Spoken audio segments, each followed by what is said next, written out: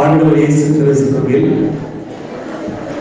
அன்பு நிறைந்த சகோதரர்களே, சகோதரிகளே, அற்புத குழந்தை இயேசுடைய அன்பு நிறைந்த பிள்ளைகளே, உங்கள் அனைவருக்கும் இயேசுவின் இனிய நாமத்தில் அன்பு கலந்த வணக்கத்தையும் வாழ்த்துக்களையும் தெரிவித்துக் கொள்வதில் மகிழ்ச்சி அடைகிறேன்.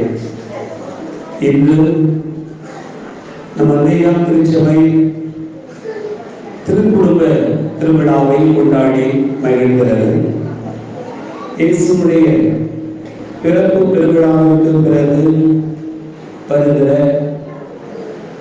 மிக முக்கியமான திருவிழாவான இந்த திருக்குடும்ப திருவிழா நம்முடைய குடும்ப வாழ்வை பற்றிய ஒரு செய்தியை நமக்கு தருகின்றது. ஆகவே இந்த அடிப்படையிலே சிந்தித்து பார்க்க அனைவரையும் அன்போடு அழைக்கிறேன். இன்னொரு பிள்ளைகள் ரொம்ப பரபரப்பாக பரபரப்பில் அடங்கிட்டான். பேசி முடிச்சா யாரு எங்க வாரா எங்க போறா என்ன செய்யலாம் எப்படி செய்யலாம் எல்லாத்தையும் ரொம்ப கவனமா கவனிச்சுட்டே இருக்காங்க. இன்னும் பேச முடியல. பார்த்தீங்களா? அதான் நம்ம குடும்பமா இருக்கும்னு அர்த்தம். குடும்பத்தில் நம்மளோட சொல்லியிருக்கோம், பிள்ளைகளும் சொல்லியிருப்பாங்க. அப்படிதானா? ரைட்டு. அதனால மிக அற்புதமான ஒரு பொழுதில் நாம் எல்லோரும் திருக்குடும்ப வாழ்வை குறித்து சிந்திக்க அழைக்கப்படுவோம். அன்பார்ந்தவர்களே, இந்த சமூக வாழ்க்கையினுடைய இவ்வளவு நீட்டிப்புக்கான காரணம் என்ன அப்படின்னு ஒரு கேள்வி கேட்டு பார்ப்பதென்றால் அதற்கான விடை குடும்பம் தான். மனிதன் எப்போது வரலாற்றில் ஒரு சமூகமாக இணைந்து வாழ வேண்டும் என்று முடிவு செய்தானோ அப்போதிலிருந்து இந்த சமூக உறவானது தொடர்ந்து கொண்டே இருக்கிறார். குடும்பங்கள் இல்லை என்று சொன்னால் இந்த சமூக உறவு என்பது இருக்க முடியாது. ஆகவே சமூகத்தினுடைய நீட்டிப்புக்கான காரணம் இந்த குடும்ப உறவுகள் தான், குடும்பங்கள் தான். விலங்குகளை பார்க்கிறோம், அவைகள் இப்படி கூட்டமாக வாழ முடியாத நிலையில் இருக்கின்றன. அவைகள் சேர்ந்து வாழ முடியாத அளவுக்கு திட்டமிட்டு வாழக்கூடிய அளவுக்கு அவைகளுக்கான அந்த வலுவோ ஆற்றலோ இல்லாமல் போய்கொண்டே இருக்கின்றன. ஆனால் மனிதன் இத்தனை ஆண்டுகள் கழித்தும் கூட இன்னமும் அப்படியே இனமாக, குழுவாக, குடும்பமாக வாழ்ந்து கொண்டே இருக்கிறான் என்று சொன்னால் அதற்கான அடிப்படை காரணம் என்று சொன்னால் குடும்பங்கள் தான். ஆகவே சமூகத்தினுடைய வீழ்ச்சிக்கு தொடர்ச்சியான பயணத்திற்கான அடிப்படையாக இருப்பது குடும்பங்கள். குடும்பங்கள் இல்லை என்றால் சமூகம் இல்லை. குடும்பங்கள் இல்லை என்று சொன்னால் நாடுகள் இல்லை. குடும்பங்கள் இல்லை என்று சொன்னால் உலகிலே எந்த வகையிலும் எந்த தொடர்பும் இல்லாத ஒரு நிலையில் தான் மனிதனுடைய வாழ்க்கை முடிவடைந்து போகும் என்பதனை வாழ்வினுடைய அனுபவங்கள் யதார்த்தம் நமக்கு கற்றுத் தருகிறது. அன்பார்ந்தவர்களே, ஒவ்வொரு மனிதனுடைய வெற்றிக்கும் பின்னால் யார் இருக்கிறார்? ஒவ்வொரு ஆணினுடைய வெற்றிக்கு பின்னால் யார் இருக்கிறார்? என்ன பண்ணாலும் அப்படி உங்க பாதத்தை தான் சிரிக்கலாம். அது வரவில்லை. அவர் வந்தாலே சிரிப்பு தான், அவர் நடந்தாலே சிரிப்பு தான். அப்படின்னா அப்படியே இல்லையா? அப்படிலாம் இல்லை. அவர் பேசினாலே அப்படி இருக்கும். அப்படிதானா? அப்படி சுவை நகையுமா இருக்கும், நகை சுவையா இருக்கும் இல்லையா? அப்போ ஆழமான செய்திகள். இப்போ ஒவ்வொரு ஆணினுடைய வெற்றிக்கு பின்னால் யார் இருக்கா? ஒரு என்னமா சொல்றீங்க? இதை சொல்றதுக்கு தான் நானும் கேட்கிறேன். ஒவ்வொரு ஆணினுடைய வெற்றிக்கு பின்னாலும் ஒரு பெண்ணின் வெற்றிக்கு பின்னால் யார் இருக்கிறா? அவ்வளவுதான்.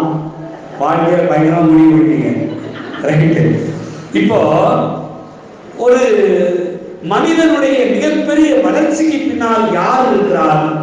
அப்படின்னு நீங்க ஒரு கேள்வி கேட்டு பார்த்தீங்கன்னு சொன்னா, நான் இன்றைக்கு வளர்ச்சி பெற்றிருக்கிறேன், நான் இந்த அளவுக்கு தொழிலில் முன்னேறி இருக்கிறேன், இந்த படிப்பு படித்து அரசு வேலை செய்கிறேன், அல்லது இவ்வளவு பெரிய பிசினஸ் செய்து கொண்டிருக்கிறேன் என்று யாராவது குறிப்பிடுகிறார்கள் என்று சொன்னால், அவர்களுடைய வெற்றிக்கான காரணம் என்னவென்று சொன்னால், அவர்கள் சொல்லக்கூடிய பதில் ஆண் என்றும் பெண் என்று சொல்லவில்லை, என் குடும்பம் தான் காரணம் என்று சொல்கிறார்கள்.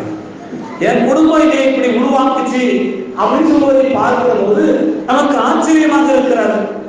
என்னுடைய தாயும் தந்தையும் என் உடன்பிறந்தவர்களும் என்னை உற்சாகப்படுத்தினார்கள், என்னை வளர்த்தெடுத்தார்கள், ஆகவே நான் வளர்ந்திருக்கிறேன். என் தாயும் தந்தையும் எனக்கு எந்த அடிப்படையும் போடவில்லை என்று சொன்னால் நான் இப்படி வளர்ந்திருக்கவே முடியாது என்று சொல்லுகிறவர்கள் எத்தனை பேர் இருக்கிறார்கள். அப்படி என்றால் ஒரு மனிதனுடைய வெற்றிக்கு பின்னால், ஒரு மனிதனுடைய வளர்ச்சிக்கு பின்னால் யார் இருக்கிறார் என்று சொன்னால் ஒரு குடும்பம் என்று ஒன்று இருக்கிறார். அந்த குடும்பத்தில் ஒவ்வொருவரும் பங்கெடுக்கிறார்கள். அதை நாம் ஆழமாக நினைத்து பார்க்கணும். நாம் நினைப்பது போல ஒரே ஒரு ஆணோ ஒரே ஒரு பெண்ணோ மட்டும் பங்கெடுத்துக் கொண்டிருப்பார்கள் சொன்னால் அது எவ்வளவு தூரம் சாத்தியப்பட்டது என்பது தனிப்பட்ட மனிதனுடைய வாழ்க்கையில் ஆங்காங்கே எப்போதாவது நடந்து வரக்கூடிய ஒரு செயலாக இருக்க முடியும்.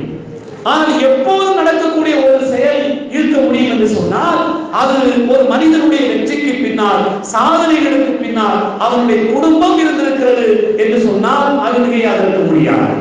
யோசித்து பாருங்க, பெரிய அளவுக்கு பிசினஸ் பண்ணிருக்காங்க, பெரிய அளவுக்கு வளர்ந்திருக்கிறாங்கன்னு சொன்னா அவங்க குடும்பம் ஏதோ ஒரு நிலையை தக்க வைத்துக் கொண்டு வளர்ந்து மேலே போய் கொண்டிருக்கிறது. ஆகவேதான் அவர்கள் வெற்றி பெற்றிருக்கிறார்கள். நாம நினைக்கிறது போல அல்ல.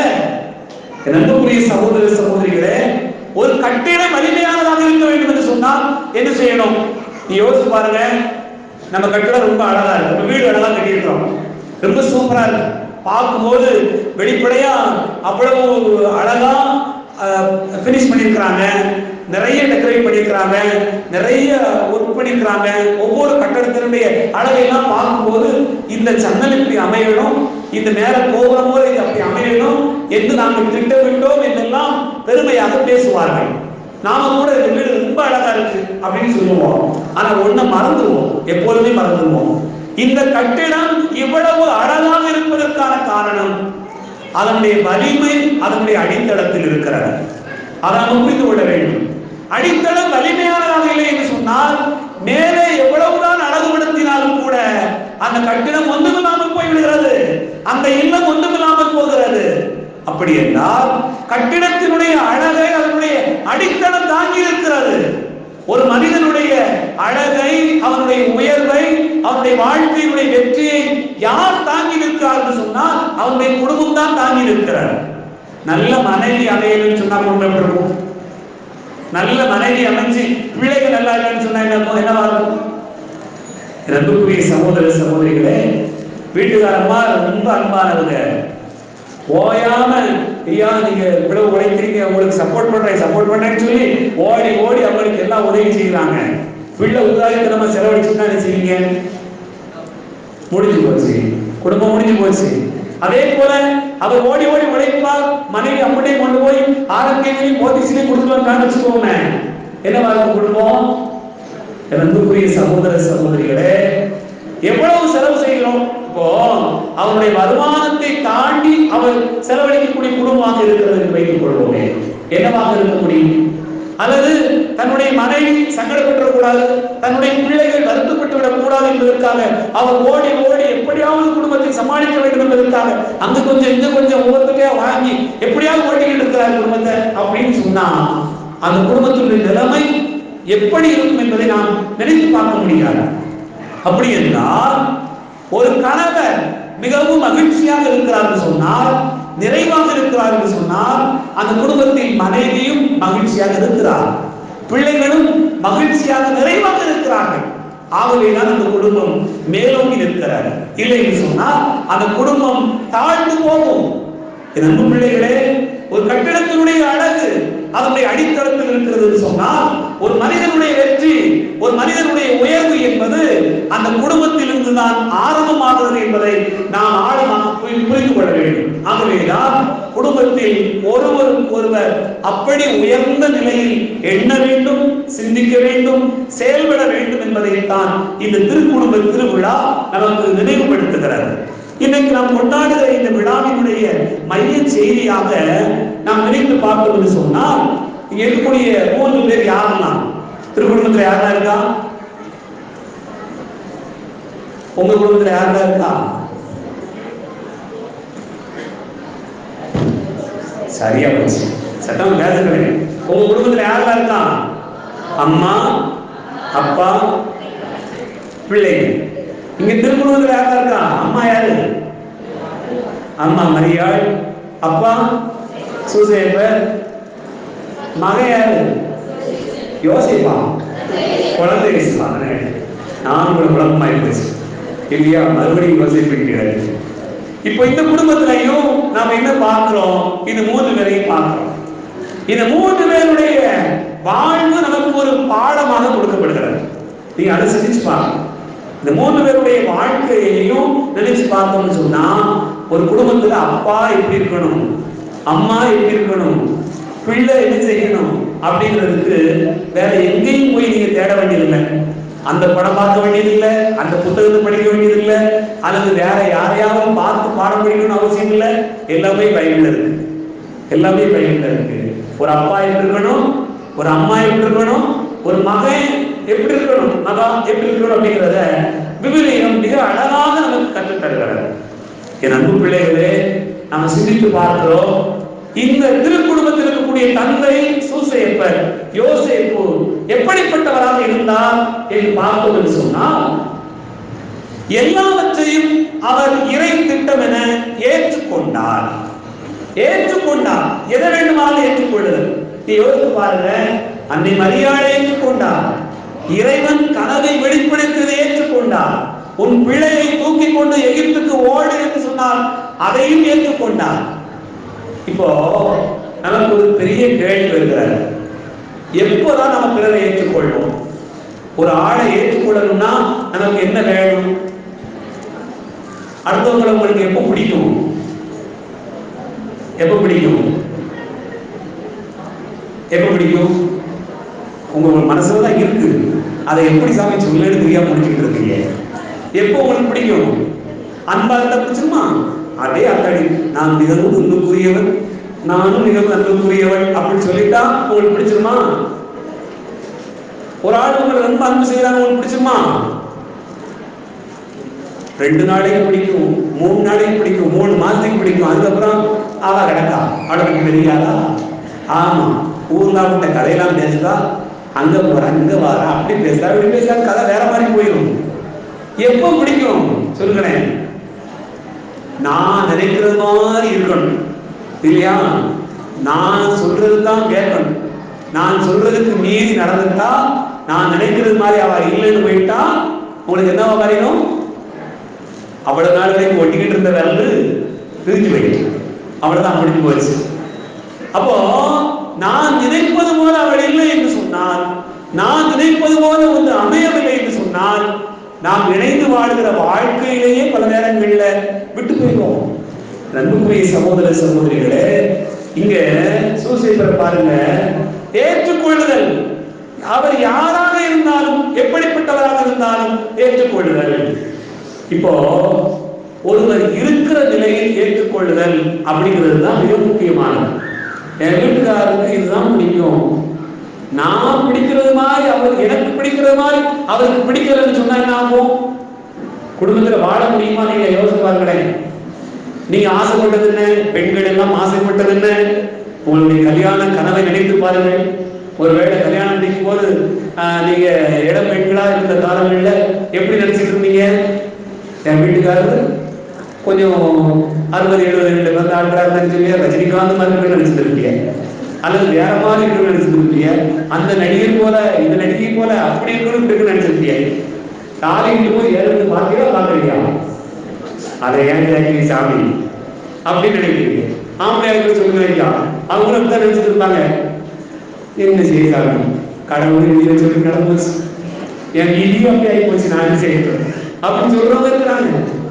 அன்புக்குரிய சகோதர சகோதரிகளே, குடும்பத்தில் நம்ம எப்படி படைக்கணும்? இப்போ அவர் எப்படி இருந்தாலும் ஏற்றுக்கொள்கிற அந்த மனப்பக்குவம், ஒருவர் இருக்கிற நிலையை ஏற்றுக்கொள்கிற அந்த மனப்பக்குவம் இருந்தால் மட்டும்தான் குடும்ப வாழ்க்கை என்பது நகர்ந்து கொண்டு போயிட்டே இருக்கும். இல்லைன்னு சொன்னா நம்முடைய வாழ்வில் நிறைய துன்பங்களை நாம் சந்திக்க வேண்டியிருக்கோம். இதைத்தான் நாம் ஆழமாக தூய சூசேப்பருடைய வாழ்க்கையில, யோசேப்பினுடைய வாழ்க்கையை பார்க்கணும். இறைவனுடைய விருப்பம் அல்லது இது இறைவன் கொடுக்கக்கூடிய வாழ்க்கை என்பதை மரியாதை ஏற்றுக்கொண்டார். கனவில் அவருக்கு சொல்லப்பட்டது அதையும் ஏற்றுக்கொண்டார். எகிப்துக்கு உன் குழந்தையை தூக்கிக் கொண்டு போ என்று சொல்லப்பட்டது அதையும் ஏற்றுக்கொண்டு பயணித்தார் என்று நாம் பார்க்கிறோம். அப்படி என்றால் ஒரு தந்தை என்கிறவர் தன் குடும்பத்தில் நடக்கக்கூடிய ஒவ்வொரு நிகழ்வையும் ஏற்றுக்கொள்கிறவராக, அதை பக்குவமாக புரிகிறவராக இருந்தால் மட்டும்தான் இது வாழ்க்கை என்பது, குடும்ப வாழ்க்கை என்பது சுவாரஸ்யமாக இனிமையானதாக போகும். அன்பார்ந்தவர்களே, அடுத்ததாக ஒரு குடும்பத்தில் தாய் எப்படிப்பட்டதாக இருக்க வேண்டும்? அன்னை மரியாதை போல இருக்க வேண்டும். மரியாள் என்ன செய்தார்? கீழ்ப்படிந்திருந்தார். அழகாக சொல்லுகிறது, நான் ஆண்டவருடைய அடிமை, ஆண்டவருக்கு பணிந்திருப்பதை மிகப்பெரிய பேராக கருதினார். நீ யோசிச்சு பாருங்க, யோசேப்புக்கு கனவில் தோன்றுவதற்கு முன்பாக, யோசேப்புக்கு இந்த அழைப்பு கொடுக்கப்படுவதற்கு முன்பாக முதலில் யாருக்கு கொடுக்கப்பட்டது? அன்னை மரியாளுக்கு தான் அழைப்பு கொடுக்கப்பட்டது. அருள் நிறைந்தவளே வாழ்க, ஆண்டவர் உம்மோடு இருக்கிறார், இதோ உங்களுடைய வயிற்றில் ஒரு மகனை பெற்றெடுப்பி அவருக்கு இயேசு என்று பெயரிடுவீர். இந்த செய்தியெல்லாம் முதலில் மரியாளுக்கு தான் சொல்லப்பட்டது. அப்போ மரியாள் என்ன நினைச்சிருக்கிறான்? எனக்கு தரப்பா ஆண்டவருடைய வாக்கு சொல்லப்பட்டது, எனக்கு நடக்கக்கூடிய ஆச்சரியத்தையும் அதிசயத்தையும் நீ கேட்டு நான் சொல்றபடி நடக்கணும் அப்படின்னு சொல்லி சூசேப்பரை நினைக்கல.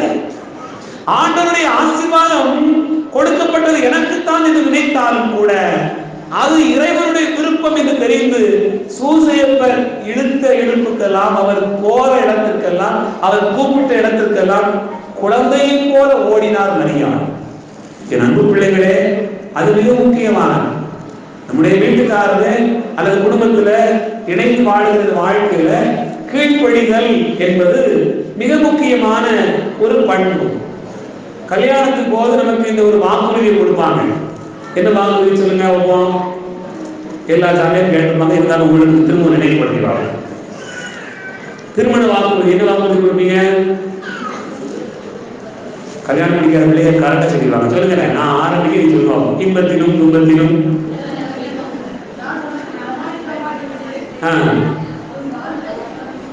என் வாழ்நாளெல்லாம் ஒரு நேசிக்கவும் மதிக்கவும் வாக்களிக்கிறேன். நாம் என்ன செய்யணும்? வாக்களிக்கிறோம். பல நேரங்களில் இந்த வாக்கு அழிக்கிறோமா வாக்கு கிழிக்கிறோமான்னு தெரியல. உண்மையை சகோதர சகோதரிகளே, கீழ்ப்படிதல் அப்படின்னு சொன்னா என்ன அர்த்தம்? இன்பத்திலும் துன்பத்திலும் எல்லா நேரத்திலையும் அதை மரியாதை செய்தார். ஆண்டவருக்கு கீழ்ப்படிந்திருந்தால் ஆண்டவருடைய அழைப்பு அவருக்கு முதலில் கொடுக்கப்பட்டாலும், யோசேப்பு ஆண்டவருடைய அழைப்பு பெற்று இப்படி போக வேண்டும், தூயாவியான ஆட்கொள்ளப்பட்டு இப்படி போக வேண்டும் என்று சொல்லப்பட்ட போது யோசேப்புக்கு இறைவன் கனவில் என்று வெளிப்படுத்தினாரோ அதை மரியாதை படிப்பு ஏற்றுக்கொண்டார். அப்போ ஒரு குடும்பத்தில் கணவனுக்கு பணிந்திருத்தல் என்பது மனைவிக்கு இருக்கக்கூடிய உன்னதமான பண்பு.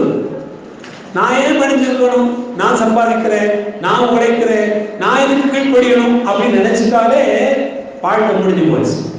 நிறைய குடும்பங்களில் விவாகரத்து, பிரச்சனைகள், குழப்பங்கள் இதற்கு வருவதற்கான காரணம் இந்த கீழ்ப்படிதல் என்கிற பண்பு குறைந்து கொண்டு போவதுதான். அன்பார்ந்தவர்களே, ஒரு குடும்பத்தினுடைய தாய் இப்படிப்பட்ட பண்பு கொண்டவராக இருக்க வேண்டும் என்பதை மரியாதை வெளிப்படுத்துகிறார். அடுத்ததாக இயேசு ஒரு குடும்பத்தில் மகன் மகள் எப்படிப்பட்டவராக இருக்க வேண்டும்? கண்ணதாசன் ஒரு பாடல் எழுதியிருக்கிறார். என்ன பாடல்? மாதா நீயே அருள் வெள்ளமே, கன்னி நேரி திருக்கோலமே அப்படிங்கிற ஒரு பாடல். அந்த பாட்டு ரொம்ப அற்புதமான பாடல். அந்த பாடல்ல ஒவ்வொரு வீட்டிலும் உன்போல் தாயும் ஒவ்வொரு தாயிடத்தில் உன்போல் சேயும் வந்து பிறந்து விட்டால் துன்பங்கள் ஏது அப்படின்னு சொல்லி மிக அற்புதமான ஒரு பாடல். ஒவ்வொரு வீட்டிலையும் இயேசுவை போல ஒரு பிள்ளை பிறந்து விட்டது என்று சொன்னார் இந்த உலகத்தில் அப்படி பெரும் மகிழ்ச்சி என்பது உண்டாகிறது. ஏன் சொல்லுகிறோம்? இயேசு கடவுளால் அனுப்பப்பட்ட கடவுளுடைய அன்பு மகன். அப்படிப்பட்டவர் ஒரு தாயினுடைய வயிற்றில் பிறந்திருக்கிறார். ஆனாலும் கூட இன்றைக்கு நாம் நற்செய்தியை வாசிக்க கேட்டோம். இயேசு எப்படிப்பட்டவராக இருந்தார் என்று சொன்னால், அவர் வலிமை பெற்று ஞானத்தால் நிறைந்து கடவுளுக்கு உகந்தவராய் இருந்தார். கடவுளுக்கு உகந்தவராய் இருந்தார். அப்படி என்றால் பெற்றோர் எப்படிப்பட்டவர்கள்? அவர்களும் கடவுளுக்கு உகந்தவர்கள், கடவுளுக்கு கீழ்ப்படிந்தவர்கள். அந்த பெற்றோருக்கு இவர் பணிந்திருந்தார் என்று விவிலியம் நமக்கு சொல்கிறார். என் அன்புக்குரிய சகோதர சகோதரிகளே, இயேசுவுடைய உன்னதமான பணிகளுக்கு காரணம், அவருடைய இரக்க சிந்தனைகளுக்கான காரணம், அவருடைய நேர்மையான உயர்வான எண்ணங்களுக்கான காரணம் எங்கிருந்து பிறந்தது என்று சொன்னால், ஒரு குடும்பத்திலிருந்து தான். அவருடைய தாயும் தந்தையும் அவருக்கு கற்றுக் கொடுத்ததுதான்.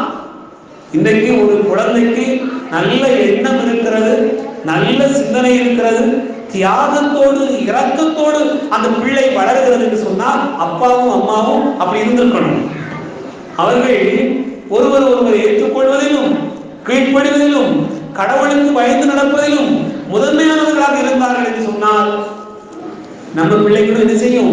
கட்டாயமா அப்படியே கீழ்ப்படி, அப்படியே நமக்கு உகந்தவர்களாக இருப்பார்கள். நமக்கு உகந்தவர்களாக இருந்து விட்டாலே இயற்கையிலேயே என்ன வந்துடும்? அது கடவுளுக்கு உகந்த பிள்ளையாக வளரும்.